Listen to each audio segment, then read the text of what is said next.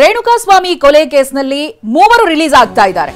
ಜಾಮೀನನ್ನ ಕೊಟ್ಟು 10 ದಿನಗಳ ಬಳಿಕ ಬಿಡುಗಡೆ ಭಾಗ್ಯ ಸಿಗ್ತಾ ಇದೆ. ಜಾಮೀನು ಹಿಂದೆನೇ ಕೊಡಲಾಗಿತ್ತು. ಸುಮಾರು 10 ದಿನದ ನಂತರದಲ್ಲಿ ಶ್ಯೂರಿಟಿ ಪ್ರಾಬ್ಲಮ್ ಎಲ್ಲ ಇತ್ತು ಇವರಿಗೆ. ಆ ನಂತರದಲ್ಲಿ ಬಿಡುಗಡೆ ಆಗ್ತಾ ಇದ್ದಾರೆ.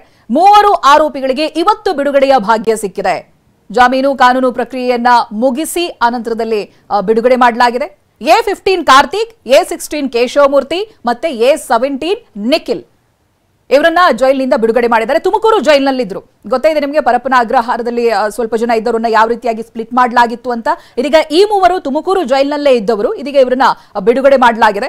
57ನೇ CCH ಕೋರ್ಟ್ನಿಂದ ಸಿಕ್ಕಿದಂತ ಜಾಮೀನು, ಬಾಂಡ್ ಶ್ಯೂರಿಟಿ ಸೇರಿ ಕಾನೂನು ಪ್ರಕ್ರಿಯೆ ಇವತ್ತು ಅಂತ್ಯ ಆಗಿದೆ. ಹಾಗಾಗಿ ಜಾಮೀನು ಪಡೆದ ನಂತರದಲ್ಲಿ 10 ದಿನಗಳ ನಂತರದಲ್ಲಿ ಆರೋಪಿಗಳು ಜೈಲಿನಿಂದ ರಿಲೀಸ್ ಆಗ್ತಾ ಇದ್ದಾರೆ. ಇವರ ಪಾತ್ರ ಏನು ಅನ್ನೋದನ್ನು ಕೂಡ ನಾವು ಹೇಳಿದ್ವಿ.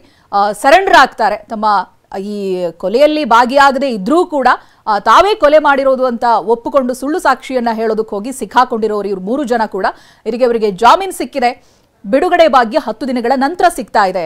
ಎಲ್ಲ ಪ್ರೊಸೀಜರ್ಗಳನ್ನ ಕಂಪ್ಲೀಟ್ ಮಾಡಿಕೊಂಡು A15 ಆಗಿರುವಂತ ಕಾರ್ತಿಕ್, ಹಾಗೆ A16 ಆಗಿರುವಂತ ಕೇಶವಮೂರ್ತಿ, ಜೊತೆಗೆ A17 ನಿಖಿಲ್, ಈ 3 ಜನ ದೃಶ್ಯದಲ್ಲಿ ಗಮನಿಸಬಹುದಾಗಿದೆ. ತುಮಕೂರು ಜೈಲಿನಿಂದ ಹೊರಗಡೆ ಬರ್ತಾ ಇರುವಂತಹ ದೃಶ್ಯ ಇದು. ಇವತ್ತು ಬಿಡುಗಡೆ ಭಾಗ್ಯ ಸಿಗ್ತಾ ಇದೆ.